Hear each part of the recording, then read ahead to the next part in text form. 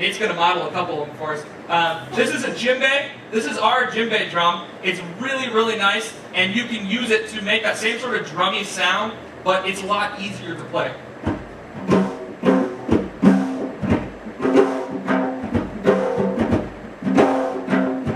Okay, so that's a djembe sound, and we use that even though we have a drum set. We use that for more like quiet songs to kind of give more of an acoustic feel. Especially like on a slower song or a hymn, we kind of bring it down that way. So the djembe is really effective for that. Another thing you can do is something called a shaker. There's various kinds, there's like little egg shakers, but this is one that Nate has with him today.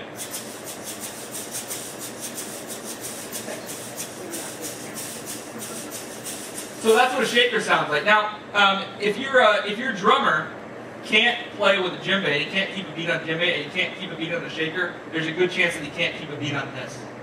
So maybe start him on something like this. Maybe get him going a little bit. One of the best things that you can do as somebody who's just picking up drums is just listen to music in your car and just play. Just play with your fingers. Or play into a pillow. Or play onto a drum pad. When my brother was growing up, it used to annoy us to no end. But he would sit there on the dashboard of the car going with his fingers. He would do it at the dinner table. But that's what gave him the beat. That's what gets you to have that rhythm. It trains it into your head. Drummers and anybody else, practice with a metronome. Keyboardists, this is a big thing for keyboardists. It's a big thing for drummers. Play with a metronome, or play with a drum machine, or play with a click track in your ear. Play with something that's going to keep you honest. Yeah, a CD would work too. Anybody who's ever tried to use a metronome, you know that it's a lot more honest to use that than just try and play on your own. And it's going to make it more realistic, because when the band is playing, you're not going to have time to go back and fix whatever little problem you had. And that's the same thing that a metronome does for you. It doesn't give you that chance to go back and fix it. You got to stay with the beat. And you know, if you listen to it enough, I was saying this earlier, but you know, you kind of get like that click track in your head all the time. 1, 2, 3, 4, and you get it in your head, and it haunts you in your dreams. And but you know, you keep that in your head, and you keep that beat, you keep that feel, and it keeps coming back to you. So that's the drums. I won't mess around too much with it. Nate, what were you planning to do for this song? Let's start with Desert Song. Let's not go with a reggae beat. Woohoo!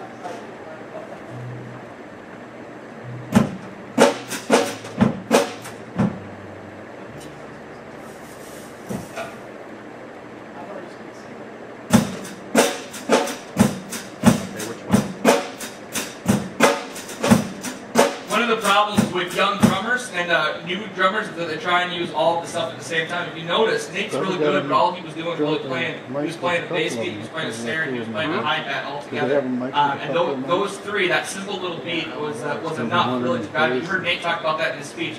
They told him to play that first beat that you ever knew, and that sometimes can be as effective as anything else. We're going to move on to the bass guitar, and John's going to show us a little bit on the bass guitar. Can we pull this down so they can see you? Now there's a few different things you can do with a bass guitar. There's a couple different kinds of bass guitar. This is a 4-string. You can see the 4 strings on there. And you can also get a 5-string, which adds another string on the top. So go ahead and just play something from Desert Sun.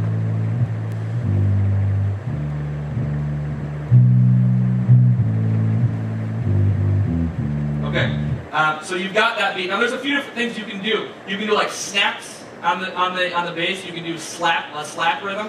You can use a pick. I played with the kid over Christmas break. We used a pick on his bass, and it sounds alright depending on how you use it. There's a lot of different things that you can do to make your bass sound good. Now what we're going to do, because we said we got to worry about this groove first, is we're going to have you two kind of just you two start this song.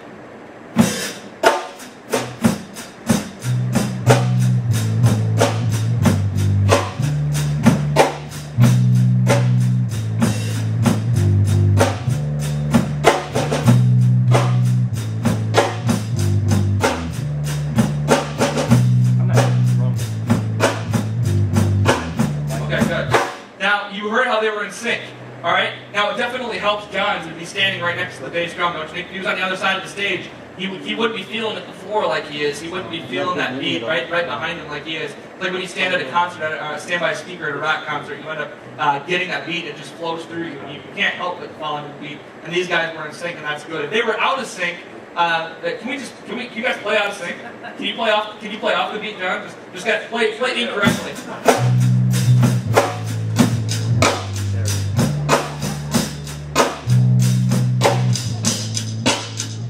Okay, good.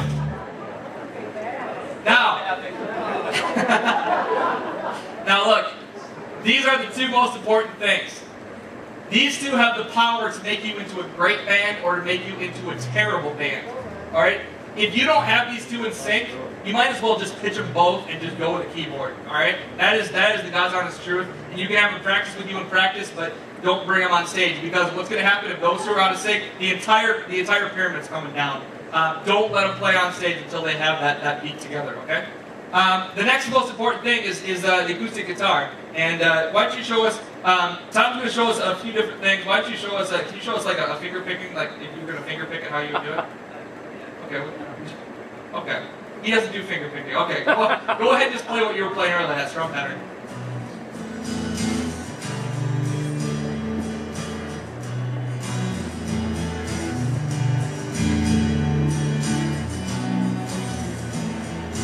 Okay, now he's using a very basic strumming pattern. I mean, you can do all sorts of things with your acoustic guitar, but like I said, if you're playing it with the full band, you've got a rhythm. Really, all you're trying to do is keep that basic rhythm. The most important thing you need to tell an acoustic guitar player something. They got to hit that downbeat. That downbeat, you heard him on it. He was doing the downbeat, and then anything else was kind of up for grabs. But that downbeat. Every time that downbeat is the most important thing for the acoustic guitarist to make sure that he gets it. Now that downbeat is going to fall right into place with the bass and the drums. So you want to give us a start again, and we'll try just you guys.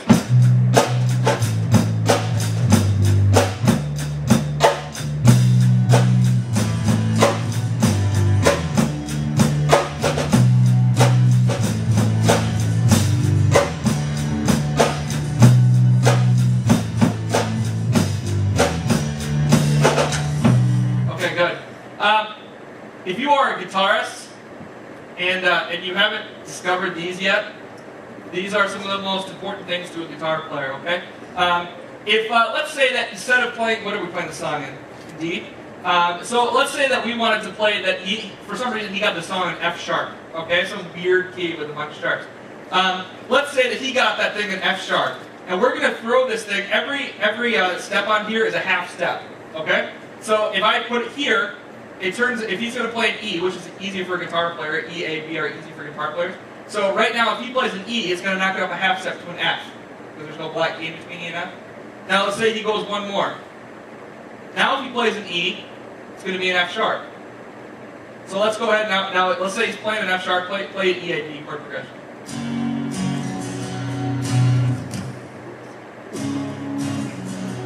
Okay. Now, there you go. So now he was playing an F sharp, even though he was playing an EAB chord progression, which is a very common guitar chord progression. All right, now I'm going to show you one more thing, and this is the insider secret for the day. Don't give one of these to your high schoolers, but I was using it today just to show you a little bit. This is called a cut capo.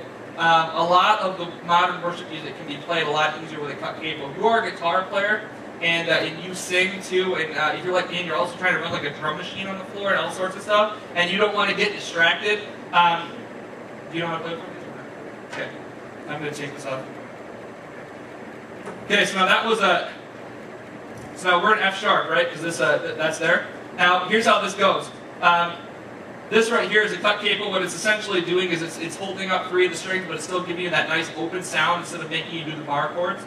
Now normally an E is like a 3-finger chord or a 4-finger chord. Here, right here, I'm using 1 finger. And I'm sorry, I'm not flicking you off. This is my 1-finger chord right here. So this is an E, this is a B, and this is an A. All right. So light of the world, you step down into darkness. Open my eyes, let me see. Okay.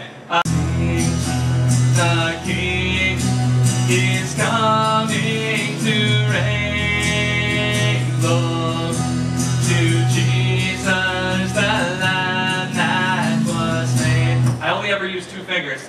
Alright, now what I want to warn you about is exactly what Nate said earlier in the day. You need to make yourself better, you need to work on that. But if you are somebody who's trying to do 4 different things at once, you're in a small church and you're in charge of the percussion, you're in charge of the singing, you're in charge of the acoustic guitar,